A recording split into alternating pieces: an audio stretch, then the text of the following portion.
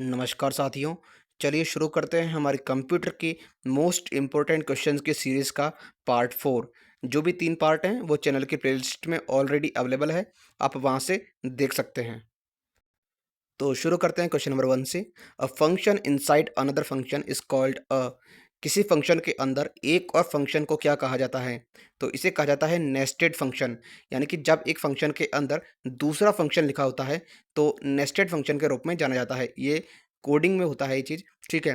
Round की अगर बात करें, तो यह एक फंक्शन होता है जो किसी संख्या को जो एक तरीके से इंटीजर यानी कि नियरेस्ट इंटीजर तक राउंड कर सकता है, ठीक है? जैसे कि अगर हमें कोई प्रिंट करवाना है, ठीक है, प्रिंट, तो अगर हम उसे राउंड और 4.5 लिखेंगे, तो हमें जो मिलेगा, वो मिलेगा आउटपुट 5, ठीक?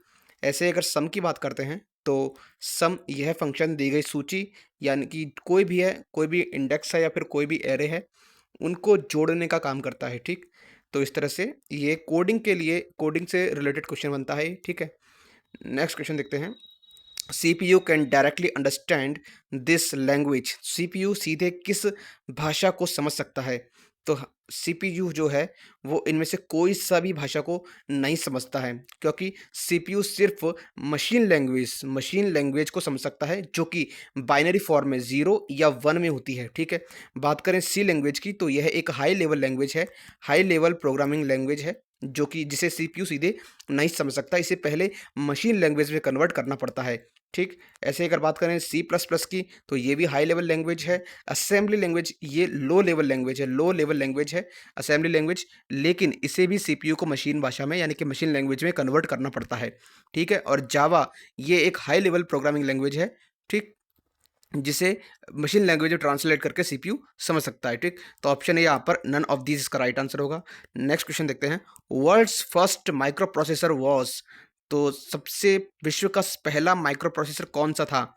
तो ये था इंटेल 4004। डायरेक्ट क्वेश्चन है। इंटेल 4004 ये पहला माइक्रो प्रोसेसर रहा। Selects the entire row press. पूरी पंक्ति को चुनने के लिए कौन सा कुंजी संयोजन उपयोग होता है? तो ये होता है शिफ्ट प्लस स्पेस।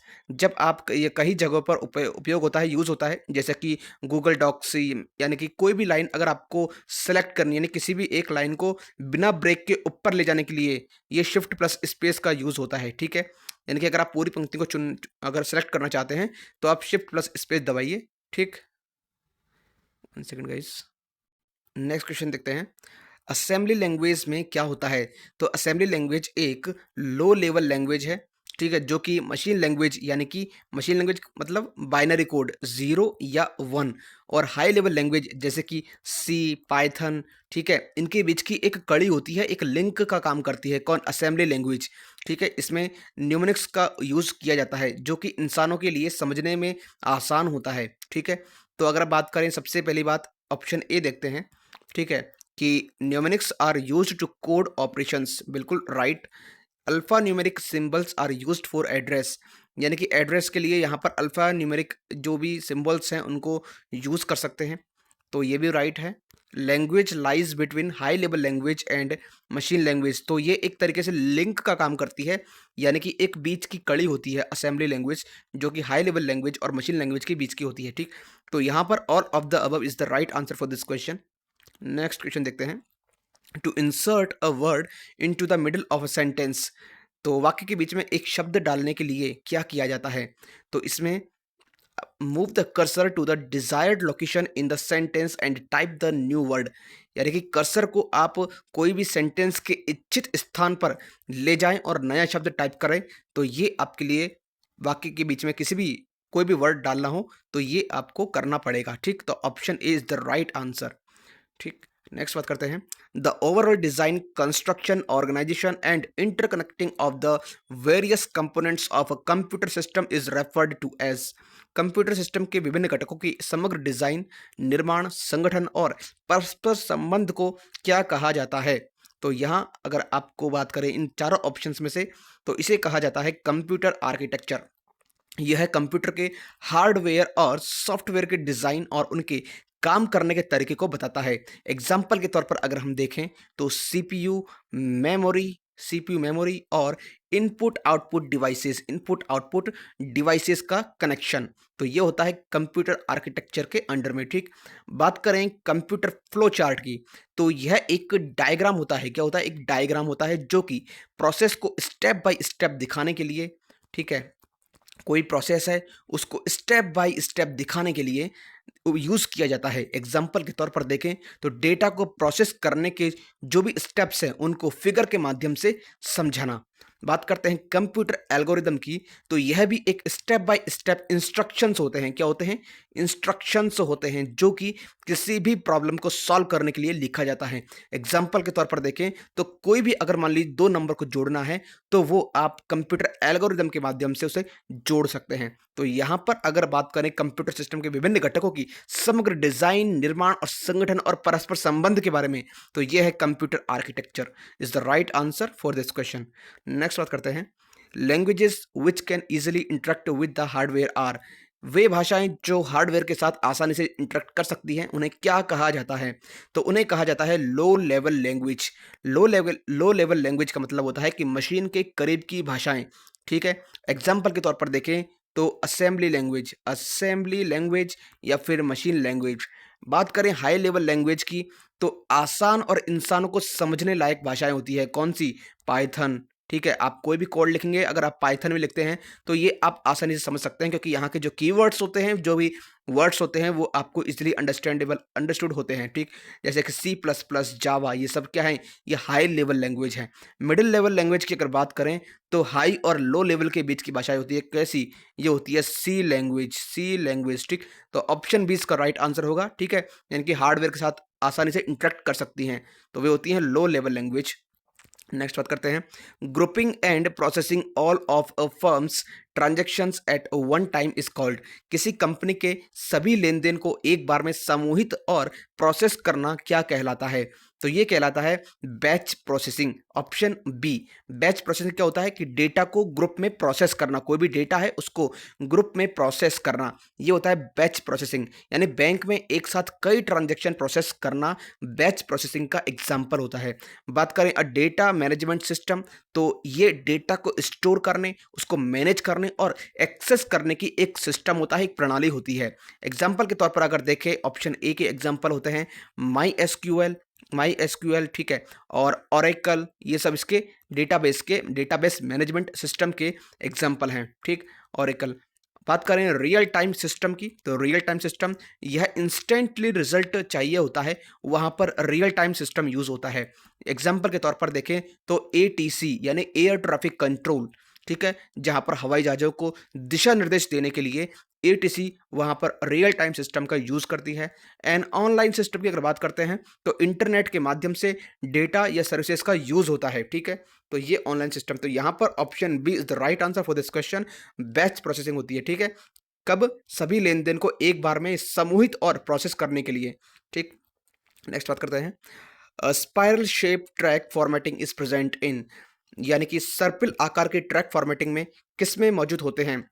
तो ये मौजूद होते हैं ऑप्टिकल डिस्क में। ऑप्टिकल डिस्क ये क्या होते हैं? जैसे कि सीडी, डीवीडी, ठीक है, लेजर से डेटा रीड करने और राइट करने वाली एक स्टोरेज होती है। ठीक है, ऑप्टिकल डिस्क। बात करें फ्लॉपी डिस्क की, तो फ्लॉपी डिस्क क्या होता है कि ये जो भी ओल्ड स्टोरेज डिवाइस, ठीक है, ये एक तरीके से ओल्ड स्टोरेज डिवाइस है जो कि लेस डेटा यानी कि 1.44 MB तक ही स्टोर कर सकती है। कौन? Floppy disk. हार्ड डिस्क की अगर बात करें तो हार्ड डिस्क ज़्यादा डेटा स्टोर करने वाली डिवाइस होती है, और कंप्यूटर में एक तरीके से मेन स्टोरेज होती है, मेन स्टोरेज, ठीक है। और हाफ इंच टैप कार्ट्रिज की अगर बात करें तो डेटा बैकअप के लिए यूज होने वाली एक मैग्नेटिक टेप स्टोरेज है। कौन? ये है डेटा बैकअप के लिए एक तरीके से यूज होने वाली मैग्नेटिक टेप, ठीक है, स्टोरेज। तो यहां पर right answer is the optical disk. Next बात करते हैं which of the following groups contains graphical file extension. तो निम्नलिखित में से कौन सा समूह ग्राफिकल फाइल एक्सटेंशन को दर्शाता है? तो ये है, अगर हम बात करें जेपीजी, जेपीजी, जीआईएफ और बीएमपी, ये तीनों जो हैं ये ग्राफिकल फाइल एक्सटेंशन को इंडिकेट करते हैं, ठीक, दर्शाते हैं। अगर हम बात करें ऑप्शन डी की, तो जेपीजी ये तीनों क्या है, फाइल एक्सटेंशंस हैं। ऑप्शन ए के साथ जाएं तो इसमें जेपीजी जो है वो ग्राफिकल फाइल है, डीआरवी ये ड्राइवर फाइल है, और बी ए की ये बैकअप फाइल है। तो यानी कि ये सभी ग्राफिकल फाइल्स एक्सटेंशन नहीं है। जीआईएफ, टीसीपी और डब्ल्यूएमबी में देखें तो यह ग्राफिकल फाइल है। टीसीपी एक नेटवर्क प्रोटोकॉल है, और डब्ल्यूएमबी की बात करें तो ये एक वीडियो फाइल है, ठीक। टीसीपी एक नेटवर्क प्रोटोकॉल, जेपीजी एक ग्राफिकल फाइल, और बीएमपी ये भी एक ग्राफिकल फाइल है। लेकिन सभी हमें देखना है ग्राफिकल फाइल, तो वो ऑप्शन डी में ही हमें मिल रही है। कौन सी? जेपीजी, जीआईएफ और बीएमपी। नेक्स्ट क्वेश्चन देखते हैं। The communication between a processor and other devices inside the computer is done through. Processor और कंप्यूटर के अंदर अन्य उपकरणों के बीच संचार किसके माध्यम से होता है? तो ये होता है ऑप्शन ए, बस के माध्यम से। बस क्या चीज़ है? तो बस वह पाथ है, बस क्या है, एक तरह का पाथ है जिसके द्वारा प्रोसेसर और जो भी अदर इक्विपमेंट्स हैं उनके बीच में डेटा को एक्सचेंज करना, ट्रांसपोर्टेशन करना, आदान आदान प्रदान करना। इसे हम कंप्यूटर के नर्वस सिस्टम की तरह देख सकते हैं। किसको? बस को। तो यहाँ पर बस इसका राइट आंसर होगा।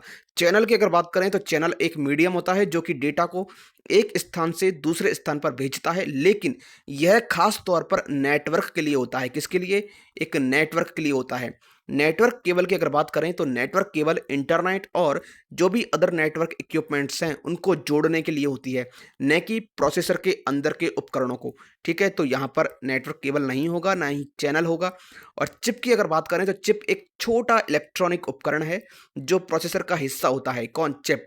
लेकिन यह डेटा को कम्युनिकेट करने के लिए रिस्पॉन्सिबल नहीं होता है। तो चिप जो है एक तरीके से प्रोसेसर का एक हिस्सा होता है, ठीक। तो option A is the right answer. Next बात करते हैं। स्टोरेज डिवाइस और medium where the access time is dependent upon the location of the data is called. वह स्टोरेज डिवाइस या माध्यम जहां डेटा तक पहुंचने का समय डेटा के स्थान पर डिपेंड करता है, क्या कहलाता है? तो ये कहलाता है पैरेलल एक्सेस और सीरियल एक्सेस, ये दोनों ही। अगर बात करें पैरेलल एक्सेस की, तो पैरेलल एक्सेस में डेटा को एक साथ कई स्थानों से एक्सेस किया जा सकता है, एक साथ कई स्थानों से एक्सेस किया जा सकता है, जिससे कम समय लगता है। मान लीजिए हमें डेटा को रिसीव करना है, तो डेटा को कहीं से एक साथ कई स्थानों से एक्सेस कर सकते हैं। लेकिन यहाँ जो डेटा की लोकेशन है वो उस पर डिपेंड नहीं कर देगा, यानी कि डेटा की स्थिति पर डिपेंड नहीं करता है। कौन? ये पैरेलल एक्सेस, ठीक है। बात करें सीरियल एक्सेस की, तो सीरियल एक्सेस में डेटा को एक के बाद एक एक्सेस किया जाता है, डेटा को एक के बाद फिर एक के बाद एक्सेस किया जा सकता है, ठीक है। तो ऐसे यानी कि डेटा के स्थान यानी लोकेशन के आधार पर पहुंचने का समय तय होता है। एग्जाम्पल के तौर पर देखें तो यहाँ पर आप देख सकते हैं टेप ड्राइव, ठीक है, टेप ड्राइव। तो वह स्टोरेज डिवाइस या मीडियम जहाँ डेटा तक पहुंचने का समय डेटा के स्थान पर डिपेंड करता है, ठीक है। तो स्थान पर डिपेंड करने का मतलब होता है कि ये दोनों ही, 1 सेकंड गाइस, मेनली तो ये सीरियल एक्सेस में होता है, ठीक है। क्योंकि सीरियल एक्सेस में समय जो है वो डेटा के स्थान पर डिपेंड करता है। सीरियल एक्सेस में टाइम डेटा के स्थान पर डिपेंड करता है, जबकि पैरेलल एक्सेस में टाइम डेटा के स्थान पर डिपेंड नहीं करता। लेकिन कुछ हद तक हम कह सकते हैं कि दोनों ही विकल्प सही हैं, क्योंकि यहाँ सवाल में एक्सेस टाइम के स्थान पर डिपेंड होने की बात की जा रही है, ठीक है।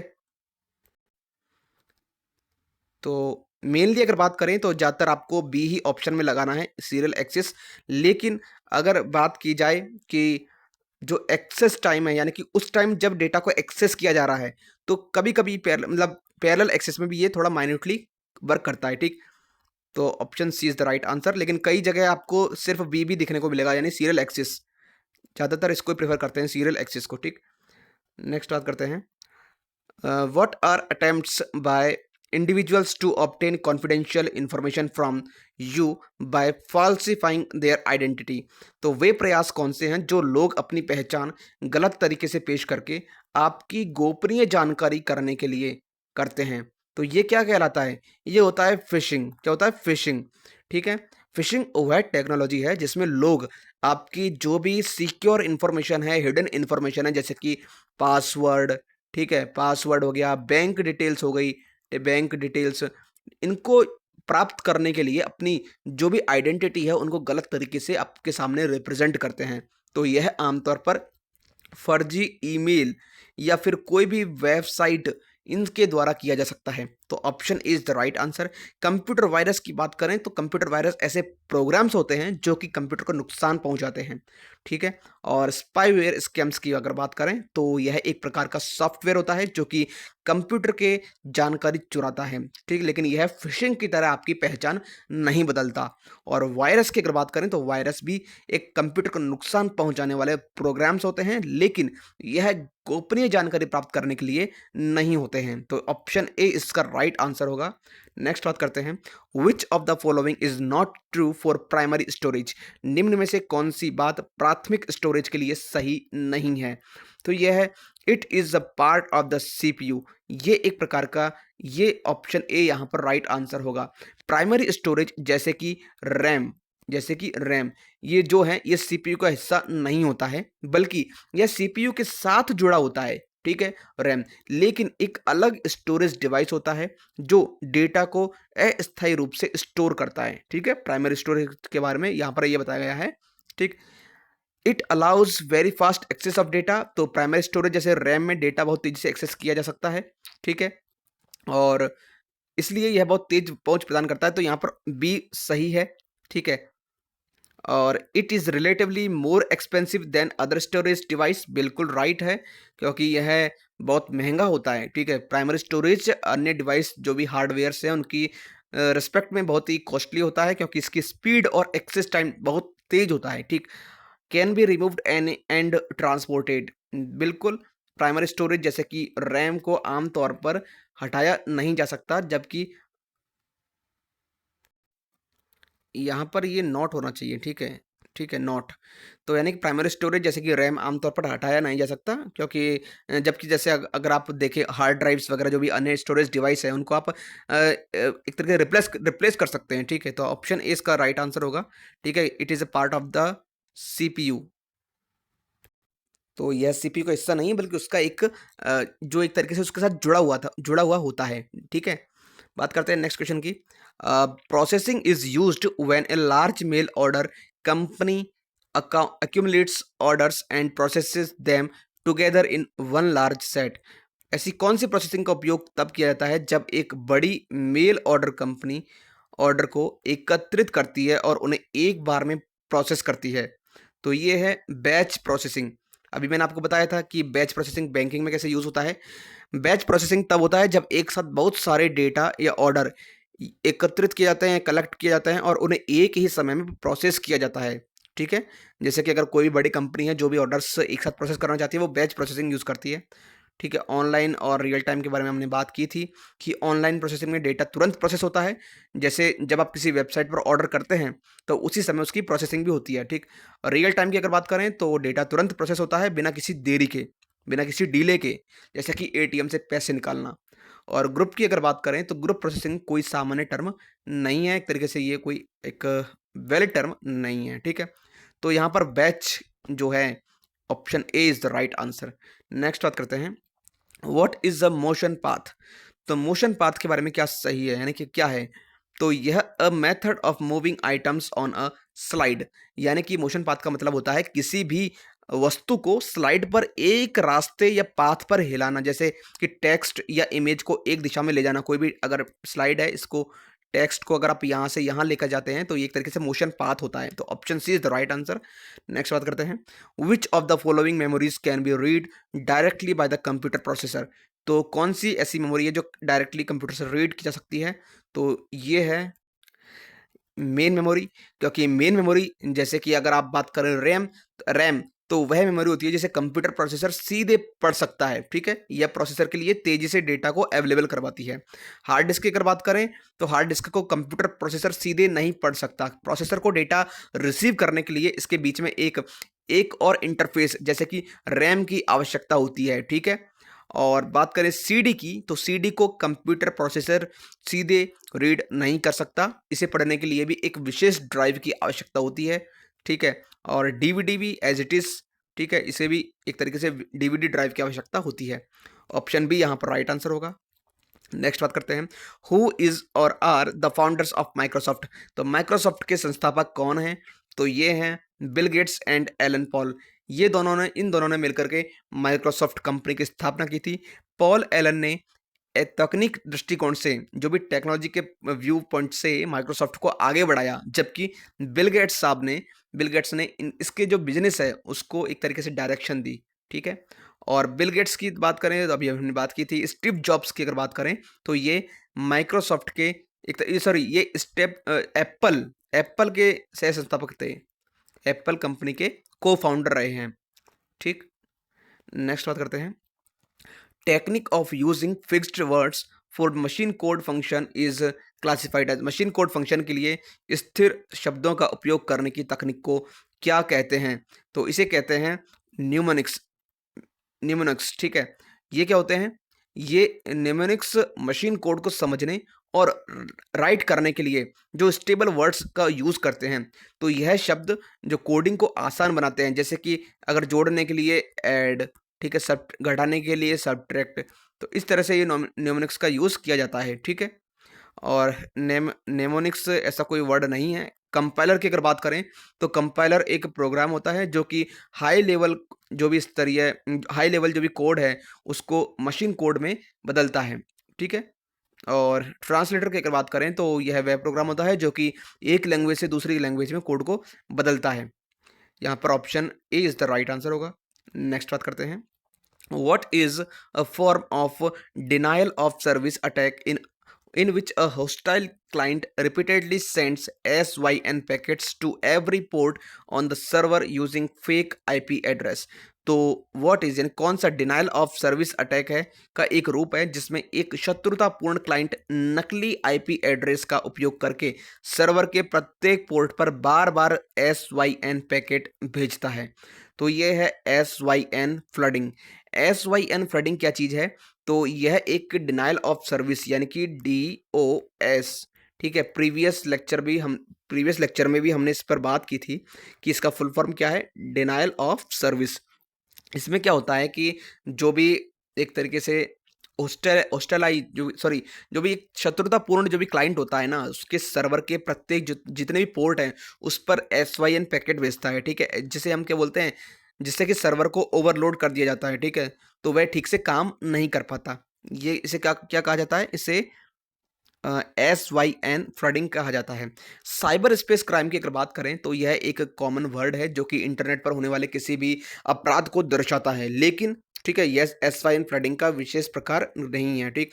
मेमोरी शेविंग की बात करें तो मेमोरी शेविंग एक टेक्निकल वर्ड है ही नहीं, ठीक है।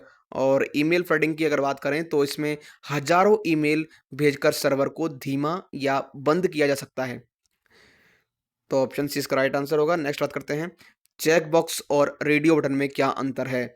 तो चेक बॉक्स और रेडियो बटन में ये अंतर है कि in check box multiple options can be selected, whereas in radio button only single option can be selected. ये आपने कई बार देखा होगा कि आप कोई भी फॉर्म भरते हैं तो वहाँ पर अगर कोई चेक बॉक्स है या सॉरी कोई भी अगर वेबसाइट है या फिर कोई भी ऐप है, अगर आप उसमें कुछ टर्म्स एंड कंडीशंस हैं तो उसमें मल्टीपल चेक बॉक्स होते हैं कि yes I am I agree with this point, I agree with this terms and conditions, okay, so these kind of जो बॉक्सेस होते हैं उनमें आप मल्टीपल बॉक्सेस को सेलेक्ट कर सकते हैं। लेकिन रेडियो बटन में आपको सिर्फ एक ही मतलब एक बार ही आपको चॉइस करनी पड़ती है। जैसे कि अगर आप मान लीजिए जैसे आप कोई फॉर्म भरते हैं, फॉर्म अप्लाई करते हैं तो उसमें आपको पूछा जाता है कि मेल एंड फीमेल, तो आप मेल पर क्लिक करेंगे, ठीक है, या फिर फीमेल पर क्लिक करेंगे। तो ऐसे ही तो ऑप्शन डी इस पर राइट आंसर होगा, ठीक। नेक्स्ट बात करते हैं, to execute a given DOS program you must type a, ठीक है, तो आपको क्या टाइप करना चाहिए? ये है कमांड, ठीक है। कमांड में क्या आता है कि आपको यह एक स्पेसिफिक वर्ड या कोई वाक्य होता है, सेंटेंस होता है जिसे DOS यानी कि डिस्क ऑपरेटिंग सिस्टम में प्रोग्राम को चलाने के लिए टाइप किया जाता है। कौन? किसी कमांड को, ठीक है। ऑर्डर की अगर बात करें तो ऑर्डर एक कॉमन वर्ड है, ठीक है, जिसका मतलब होता है आदेश। सिंटैक्स की बात करते हैं तो सिंटैक्स प्रोग्रामिंग के रूल्स होते हैं, ठीक है, जो बताते हैं कि कोई कमांड किस तरह से लिखी जानी चाहिए, ठीक। तो यहाँ पर ऑप्शन इसका राइट आंसर होगा। नेक्स्ट बात करते हैं, you can add a hyperlink to your worksheet by pressing. तो आप अपनी वर्कशीट में हाइपर लिंक जोड़ने के लिए किस कुंजी संयोजन, ठीक है, किस कुंजी संयोजन का यूज कर सकते हैं? तो ये है ऑप्शन सी, कंट्रोल प्लस के। कंट्रोल प्लस के का यूज एक्सेल और अन्य वर्कशीट में हाइपरलिंक जोड़ने के लिए यूज किया जाता है। कंट्रोल एल्ट प्लस के की अगर बात करें तो ये हाइपरलिंक जोड़ने के लिए उपयोग नहीं होता। एक तरीके से यह भी कोई वैलिड कुंजी नहीं होती। कंट्रोल एच की बात करें तो इसका यूज होता है फाइंड और रिप्लेस, फाइंड एंड रिप्लेस के लिए, ठीक है, यानी कि खोजें और बदलें, ठीक। और कंट्रोल प्लस शिफ्ट के की अगर बात करें तो इसका भी कोई वैलिड वो नहीं है, इसमें वैलिड एक तरीके से कोई भी कनेक्शन नहीं है इनका, ठीक। तो यहाँ पर ऑप्शन सी इसका राइट आंसर होगा। The what layer enables the user to access the network. तो कौन सी लेयर उपयोगकर्ताओं को नेटवर्क तक पहुंचने में सक्षम बनाती है? तो ये है application layer, option B. Application layer user application layer जो है वो यूज़र को नेटवर्क तक पहुंचने में कैपेबल बनाती है और यह यूज़र इंटरफेस से जुड़ी होती है, जैसे कि ब्राउज़र या फिर मेल क्लाइंट। ट्रांसपोर्ट लेयर की अगर बात करते हैं तो ट्रांसपोर्ट लेयर नेटवर्क में डेटा के सही तरीके से भेजने का काम करती है, लेकिन यह यूज़र को नेटवर्क तक पहुंचने में हेल्प नहीं करती। डेटा लिंक की अगर बात करें तो डेटा लिंक लेयर नेटवर्क के भीतर डेटा को सही तरीके से सेंड करने और उसे रिसीव करने का काम करती है, ठीक। और फिजिकल लेयर की बात करें तो यह हार्डवेयर से रिलेटेड होती है, जो कि डेटा को नेटवर्क के माध्यम से भेजती है, ठीक है। तो यहाँ पर जो option B is the right answer. Next बात करते हैं, when you insert an Excel file into a Word document the data are. जब आप किसी वर्ड डॉक्यूमेंट में एक्सेल फाइल डालते हैं तो डेटा कैसा होता है? तो ये होता है placed in a word table, यानी कि वर्ड टेबल में रखा गया डेटा होता है। कैसे? कि जब आप एक्सेल फाइल को वर्ड डॉक्यूमेंट में डालते हैं तो डेटा आमतौर पर वर्ड की टेबल के रूप में दिखाई देता है, ठीक है, वर्ड की टेबल रूप में दिखाई देता है, ठीक। हाइपरलिंक की बात करें तो हाइपरलिंक का मतलब होता है वर्ड डॉक्यूमेंट में एक्सेस फाइल का लिंक होगा, ठीक। और लिंक्ड की अगर बात करते हैं तो लिंक का मतलब डेटा एक लिंक के रूप में जुड़ा हुआ होता है। और एम्बेडेड की अगर बात करें तो एम्बेडेड का मतलब होता है डेटा डॉक्यूमेंट में पूरी तरह से शामिल हो जाता है, ठीक। लेकिन इस सवाल में क्या है, हमें वर्ड टेबल में रखना अधिक सामान्य लगता है, ठीक, इस क्वेश्चन के अकॉर्डिंग। तो ऑप्शन बी इसका राइट आंसर होगा। नेक्स्ट बात करते हैं, द टीसीपी और IP layer is which layer is equivalent to the combined session presentation and application layer of the OSI model. हमने देखा था कि OSI मॉडल की 7 लेयर्स होती हैं, ठीक है। तो इसके अगर क्वेश्चन की बात करें तो ऑप्शन ए यानी एप्लीकेशन लेयर क्या करता है कि एप्लीकेशन लेयर टीसीपी टीसीपी या फिर यूं कहे आईपी, जो भी टीसीपी आईपी मॉडल की एक हायर लेयर होती है, सॉरी, ठीक है। और यह ओएसआई मॉडल की सेशन प्रेजेंटेशन और एप्लीकेशन लेयर्स के जो भी वर्किंग फंक्शंस है उनको मिलाकर के काम करती है, ठीक। अगर नेटवर्क लेयर की बात करते हैं तो यह डेटा रूटिंग और एड्रेसिंग का काम करती है। और डेटा लिंक अभी हमने बताया था कि यह डेटा के जो भी डेटा के जो भी फिजिकल रूप से ट्रांसमिट करने का काम करती है, ठीक है, डेटा को। कौन? डेटा लिंक, ठीक। और फिजिकल की अगर बात करें तो यह फिजिकली ट्रांसमिशन से संबंधित होती है और इसका ओएसआई मॉडल के जो भी हायर लेवल है उससे कोई रिलेशन नहीं होता है। Option A is the right answer. Next बात करते हैं, communication between a computer and keyboard involves. ये होता है सिंप्लेक्स, ठीक है। सिंप्लेक्स मतलब सिंप्लेक्स ट्रांसमिशन में डेटा एक ही दिशा में जाता है, एक ही दिशा में जाता है। जब कंप्यूटर और कीबोर्ड के बीच में कम्युनिकेशन होता है तो कीबोर्ड डेटा सेंड करता है और कंप्यूटर इसे रिसीव करता है, ठीक है, बिना डेटा वापस भेजने के। तो यह होता है सिंप्लेक्स ट्रांसमिशन। बात करें हाफ डिप्लेक्स की तो हाफ डिप्लेक्स ट्रांसमिशन में डेटा दोनों दिशाओं में जा सकता है, ठीक है। हाफ डिप्लेक्स में दोनों दिशाओं में जा सकता है लेकिन एक समय में केवल एक ही जाएगा, ठीक है, एक समय में केवल एक डायरेक्शन में। और यह कीबोर्ड और कंप्यूटर के बीच में संचार के लिए यूज नहीं होता है। फुल डिप्लेक्स में क्या होता है कि फुल डिप्लेक्स में जो जैसे कि ये जो हाफ डिप्लेक्स है ये तो होता है जैसे वॉकी टॉकी में, ठीक है, एक बोलेगा उसके बाद में फिर दूसरा बोलेगा, ठीक। और फुल डिप्लेक्स की अगर बात करें तो फुल डिप्लेक्स ट्रांसमिशन में डेटा दोनों दिशाओं में एक ही समय पर जा सकता है, ठीक है। मोबाइल में एक ही टाइम पर दो जने बोल सकते हैं, ठीक। और ऑटोमेटिक की अगर बात करें तो यह एक तरीके से कोई भी ट्रांसमिशन की कोई एक टेक्नोलॉजी नहीं है। तो यहाँ पर option is the right answer. ठीक। नेक्स्ट बात करते हैं, when data changes in multiple list and all list are not updated this cause. तो ये क्या कहलाता है, जब डेटा कई सूचियों में बदलता है और सभी सूचियां अपडेटेड नहीं होती हैं तो यह क्या कारण है, तो यह है डेटा इनकंसिस्टेंसी। डेटा इनकंसिस्टेंसी का मतलब होता है कि जब डेटा जो भी डिफरेंट डिफरेंट प्लेसेस पर होता है, डिफरेंट डिफरेंट प्लेसेस पर डिफरेंट डिफरेंट होता है, तो खासकर जब एक जगह पर अपडेट किया जाता है और दूसरी जगह पर नहीं, तो यह यही उस प्रॉब्लम का रीज़न होती है। जब डेटा विभिन्न सूचियों में बदलता है, लेकिन सभी सूचियाँ क्या हैं, सभी जो इंडेक्स हैं या फिर कोई भी प्लेस है वो अपडेट नहीं होता है, तो ये डेटा इनकंसिस्टेंसी होता है, ठीक।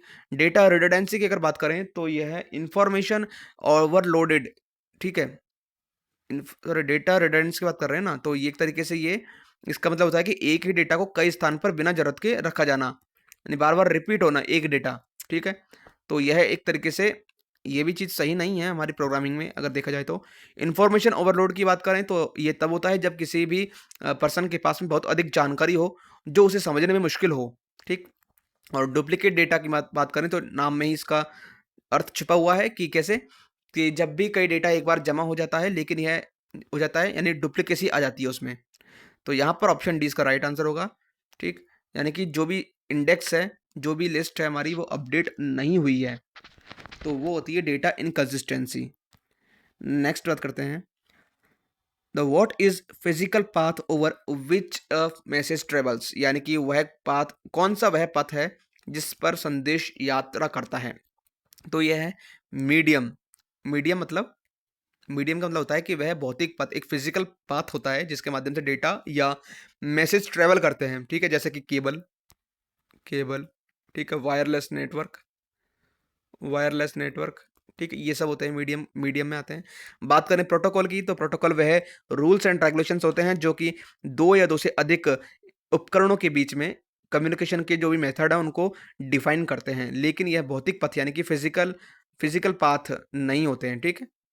और सिग्नल की अगर बात करें तो सिग्नल यह एक तरीके से इलेक्ट्रिक और रेडियो वेव्स होते हैं जो कि डेटा को एक स्थान से दूसरे स्थान पर भेजने का कार्य करते हैं।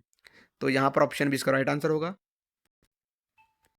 नेक्स्ट क्वेश्चन देखते हैं, the technique where digital signal are converted to its analog form for transmission over an analog facility is called. वह तकनीक जिसमें डिजिटल सिग्नल को उसके एनालॉग रूप में बदलकर एनालॉग सुविधा पर ट्रांसमिशन किया जाता है क्या कहलाती है, तो ये कहलाती है मॉड्यूलेशन। मॉड्यूलेशन इसका मतलब होता है कि जिसमें डिजिटल सिग्नल को एनालॉग में कन्वर्ट किया जाता है, ठीक है, ताकि उसे एनालॉग चैनल जैसे कि रेडियो, टेलीविजन या फिर जो भी फोन लाइन्स हैं उन पर सेंड किया जा सके। तो यहाँ पर option is the right answer. Digitization का मतलब होता है कि किसी एनालॉग जानकारी को डिजिटल फॉर्म में बदलना, ठीक। और डीमॉड्यूलेशन का मतलब होता है कि वह प्रोसेस जो एनालॉग सिग्नल को डिजिटल सिग्नल में फिर से निकाला जाता है, तो ये होता है डीमॉड्यूलेशन। ऑप्शन इसका राइट आंसर होगा। नेक्स्ट बात करते हैं, in a what connection more than two devices can share a single link. तो ये होता है मल्टी पॉइंट। मल्टी पॉइंट का मतलब होता है कि एक तरीके से कनेक्शन होता है जिसमें एक लिंक को दो से अधिक डिवाइस पर साझा किया जा सकता है, ठीक है। एक लिंक को दो से अधिक डिवाइस पर साझा किया जा सकता है, इसका मतलब होता है कि एक ही लिंक के जरिए कई डिवाइसेस आपस में कम्युनिकेट कर सकते हैं। ऑप्शन बी इसका राइट आंसर होगा। नेक्स्ट बात करते हैं, which topology requires a multi point connection. तो ये होती है ऑप्शन सी, बस, ठीक है। बस ये मल्टीपल कनेक्शंस को प्रोवाइड करवाती है, ठीक है, रिक्वायर करती है। कैसे, बस टोपोलॉजी में सभी डिवाइसेस को एक साझा केबल, ये कोई साझा केबल है, इसके माध्यम से एक तरीके से लाइन कह सकते हैं इसे, जुड़े होते हैं, ठीक है, जिससे कि मल्टी पॉइंट कनेक्शन की आवश्यकता होती है, ठीक है। यानी कि बस एक ऐसा कनेक्टिंग मीडियम होता है जिससे कि सारे जो भी डिवाइसेस हैं उससे वो इनसे जुड़े हुए रहते हैं, ठीक। मैश की अगर बात करें तो मैश टोपोलॉजी में हर डिवाइस के बीच में एक अलग-अलग कनेक्शंस होते हैं। इसमें मल्टी पॉइंट कनेक्शन की आवश्यकता नहीं होती। और स्टार टोपोलॉजी की बात करें तो इसमें सभी डिवाइस एक केंद्रीय नोड से जुड़े हुए होते हैं। ये ऐसे जुड़े हुए होते हैं, ठीक है, सभी डिवाइसेस। और रिंग की अगर बात करें तो रिंग टोपोलॉजी में सभी डिवाइस एक दूसरे से जुड़े हुए होते हैं रिंग फॉर्मेट में, ठीक, ऐसे। तो यहाँ पर option C is the right answer. Next बात करते हैं, what connection provides a dedicated link between two devices. तो यह है पॉइंट टू पॉइंट, ठीक है, पॉइंट टू पॉइंट डिवाइस, यानी कि इस कनेक्शन में दो डिवाइस के बीच में एक समर्पित लिंक होता है जिसमें कि कोई भी थर्ड डिवाइस है वो शामिल नहीं होता है, ठीक है। और तो ऑप्शन इसका राइट आंसर होगा। और मल्टीपल पॉइंट की अगर बात करें तो मल्टीपल कनेक्शंस में मल्टी मल्टी पॉइंट में, यानी कि मल्टी पॉइंट कनेक्शंस में एक लिंक को कई डिवाइसेस साझा कर सकते हैं, यानी शेयर कर सकते हैं, ठीक। और प्राइमरी की अगर बात करें, प्राइमरी कनेक्शन का कोई ऐसा वैलिड टर्म है नहीं, तो option is the right answer. Next बात करते हैं, in what transmission the channel capacity is shared by both communicating devices at all times. यानी ट्रांसमिशन में चैनल की क्षमता हमेशा दोनों संचार करने वाले उपकरणों द्वारा साझा की जाती है, यानी कि हमेशा। तो ये कौन सा होता है? ये होता है full duplex. Full duplex is the right answer. Full duplex में ट्रांसमिशन जो है वो दोनों डिवाइस एक साथ, दोनों डिवाइस में एक साथ जो भी चैनल है उसकी कैपेसिटी को शेयर करने की क्षमता होती है, ठीक है। और मतलब दोनों डिवाइस में एक साथ हो सकता है कम्युनिकेशन, और एक ही समय में दोनों संचार कर सकते हैं, कम्युनिकेट कर सकते हैं। सिंप्लेक्स में भी मैंने आपको बताया कि इसमें एक ही डिवाइस संचार होता है, ठीक है, एक ही डिवाइस जो भी कम्युनिकेशन होता है, और दूसरा डिवाइस इसे रिसीव करता है, ठीक है। और हाफ डिप्लेक्स में अगर बात करें तो इसमें एक टाइम पर एक ही डिवाइस कम्युनिकेट करता है, फिर दूसरा उसके तुरंत बात कर सकता है, ठीक। तो यानी कि दोनों एक साथ नहीं कर सकते। और हाफ सिंप्लेक्स की अगर बात करें तो इस प्रकार का कोई ऐसा ट्रांसमिशन मोड होता नहीं है, तो ऑप्शन सी इसका राइट आंसर होगा। नेक्स्ट बात करते हैं, which of the following protocol is used for transferring electronic mail message from one machine to another. यानी निम्नलिखित में से कौन सा प्रोटोकॉल एक मशीन से दूसरी मशीन पर इलेक्ट्रॉनिक मेल संदेश स्थानांतरित करने के लिए यूज किया जाता है? तो ये होता है SMTP। SMTP की फुल फॉर्म होती है simple mail transfer protocol. Simple mail transfer protocol, ठीक है। यानी इसका यूज ईमेल जो मैसेजेस है उनको एक मशीन से दूसरी मशीन पर ट्रांसफर करने के लिए यूज किया जाता है, ठीक। SNMP की अगर बात करें तो ये होता है simple network management protocol. Simple network management protocol, इनका यूज होता है नेटवर्क डिजाइन के जो भी मैनेजमेंट है या फिर उनका सर्विलांस के लिए यूज किया जाता है, ठीक है, न कि ईमेल जो भी मैसेज है उनको स्थानांतरण के लिए, उनके ट्रांसफर के लिए। SLIP की बात करें तो ये होता है सीरियल लाइन इंटरनेट प्रोटोकॉल, ठीक है। सीरियल लाइन इंटरनेट प्रोटोकॉल, ये एक प्रकार का एक पुराना प्रोटोकॉल होता है जिसका यूज इंटरनेट कनेक्शन के लिए किया जाता था, ठीक है, लेकिन यह ईमेल जो भी मैसेज है उनके ट्रांसफर से रिलेटेड नहीं था। POP की अगर बात करें तो POP होता है पोस्ट ऑफिस प्रोटोकॉल, जिसका यूज मेल सर्वर से ईमेल को रिसीव करने के लिए किया जाता है, ठीक। तो ऑप्शन डी इसका राइट आंसर होगा। इसे POP में क्या, उसको रिसीव करने के लिए किया जाता है, लेकिन संदेशों के जो भी स्थानांतरण है, यहाँ पर बात क्या हो रही है, यहाँ पर बात हो रही है ट्रांसफर की, यानी कि स्थानांतरित करने की, तो वो होता है SMTP में। और इसके नाम में छुपा हुआ है simple mail transfer protocol, transfer, ठीक। नेक्स्ट बात करते हैं, internet like network within an enterprise are known as. किसी एंटरप्राइज के भीतर इंटरनेट जैसे नेटवर्क को क्या कहा जाता है? तो इसे कहा जाता है इंट्रानेट। इंटरनेट का मतलब क्या होता है कि यह वह नेटवर्क होता है जो किसी भी ऑर्गेनाइजेशन के भीतर में इंटरनेट जैसी सेवाओं और कनेक्टिविटी प्रदान करता है, ठीक है। तो यह केवल ऑर्गेनाइजेशन के भीतर के जो भी कर्मचारी हैं, जो भी ऑफिशियल्स हैं, उनके लिए होता है ना, और जो भी एक्सटर्नल जो यूजर्स हैं उनसे जुड़ा हुआ नहीं होता है, ठीक है। तो option C is the right answer होगा, ठीक। नेक्स्ट बात करते हैं, what is collection of data that is stored electronically as a serial of records in a table? तो ऐसा कौन सा डेटा का संग्रह है जो कि टेबल में रिकॉर्ड की श्रृंखला के रूप में इलेक्ट्रॉनिक रूप में संग्रहित होता है? तो ये है डेटाबेस, जो हमने कई बार बात की थी कि डेटाबेस क्या होता है, कलेक्शन ऑफ डेटा, ठीक है। रिकॉर्ड्स यानी कि जहां पर डेटा रिकॉर्ड्स के रूप में टेबल में व्यवस्थित और संग्रहित होता है, स्टोर होता है, ठीक। और स्प्रेडशीट की अगर बात करें तो स्प्रेडशीट होता है प्रेजेंटेशन के लिए, सॉरी, उसके लिए स्प्रेडशीट में जैसे एक्सेल एक सॉफ्टवेयर होता है स्प्रेडशीट, ठीक है। जैसे कि एक्सेल की अगर बात करें, एक्सेल जिसका यूज डेटा को कॉलम्स रोज इनमें जो मैनेज करने के लिए, व्यवस्थित करने के लिए किया जाता है, ठीक है। और बात करें प्रेजेंटेशन की, हालांकि ये जो स्प्रेडशीट है ये डेटा को स्टोर करने के लिए होता है, लेकिन रिकॉर्ड की जो भी सीरीज है उसके रूप में इलेक्ट्रॉनिक रूप में संग्रहित नहीं किया जाता इसको, ठीक। और वेब पेज की अगर बात करें तो वेब पेज क्या होता है कि यह एक इंटरनेट पर डेटा को एक तरीके से कलेक्ट करने का, या फिर कह सकते हैं रिप्रेजेंट करने का एक तरीका वो होता है, स्टोरेज मतलब मीडियम होता है, ठीक है, जहाँ लेकिन यह डेटा को स्टोर नहीं करता वेब पेज, ठीक है। इसे केवल दर्शाया जाता है, प्रस्तुत किया जाता है, ठीक है, इंटरनेट पर डेटा को। तो ऑप्शन सी इसका राइट आंसर होगा। नेक्स्ट बात करते हैं, what happens if you press control plus shift plus F8? तो it activates the rectangular selection, यानी कि यह एक आयताकार चयन को सक्रिय करता है, ठीक है। यानी कि जैसे कि आप डॉक्यूमेंट्स के एक पार्ट को रेक्टेंगुलर शेप में चुन सकते हैं, तो ऑप्शन बी इसका राइट आंसर होगा। नेक्स्ट बात करते हैं, what is the correct syntax of for typing a function into a cell, किसी सेल में फंक्शन टाइप करने का सही सिंटेक्स क्या है? तो इक्वल साइन, फंक्शन नेम और मैचिंग ब्रैकेट्स, ठीक है? तो ये एक सही तरीका होता है, यानी कि आप इसे कह सकते हैं जैसे इक्वल साइन और फंक्शन नेम और ब्रैकेट्स, तो ये एक सही तरीका होता है, ठीक, किसी भी सेल में फंक्शन को टाइप करने का। तो option is the right answer. Next बात करते हैं, if you see a small red triangle in the top right corner of a cell, it means there is something attached to the cell, what is it? यदि आप किसी cell के शीर्ष दाहिने कोने में एक छोटा लाल त्रिभुज देखते हैं, तो इसका मतलब होता है कि कुछ, इसका मतलब है कि कुछ सेल से कुछ जुड़ा हुआ है। तो वह क्या है? तो वह एक तरीके से क्या है, वह एक कमेंट होता है, टिप्पणी होती है कोई। यदि आप किसी भी सेल के ऊपर दाहिने कोने में अगर लाल त्रिकोण देखते हैं, ठीक है, रेड ट्रायंगल, तो इसका मतलब होता है कि उस सेल में एक टिप्पणी यानी कि एक कमेंट जुड़ा हुआ होता है, और यह एक्सेल में एक नॉर्मल इंडिकेशन होता है, जिससे कि उस सेल में कोई भी अतिरिक्त जानकारी, कोई भी एक्स्ट्रा इन्फॉर्मेशन है, जिसे देखने के लिए आपको माउस से उस पर होवर करना होता है, ठीक है, इस पर, ठीक। तो option is the right answer. Next बात करते हैं, Which of the following keyboard shortcut is used to view the properties of a selected object? निम्नलिखित में से कौन सा कीबोर्ड शॉर्टकट चयनित वस्तु की प्रॉपर्टीज को देखने के लिए यूज किया जाता है? तो ये है Alt प्लस एंटर, ठीक है। Alt प्लस एंटर को अगर आप प्रेस करते हैं, तो इस शॉर्टकट की का यूज किसी भी आपकी सेलेक्टेड फाइल है या फिर कोई भी ऑब्जेक्ट है उसकी प्रॉपर्टीज को देखने के लिए कर सकते हैं, जैसे कि विंडो या फिर फाइल की जो प्रॉपर्टीज होती हैं, ठीक। बात करते हैं नेक्स्ट क्वेश्चन की।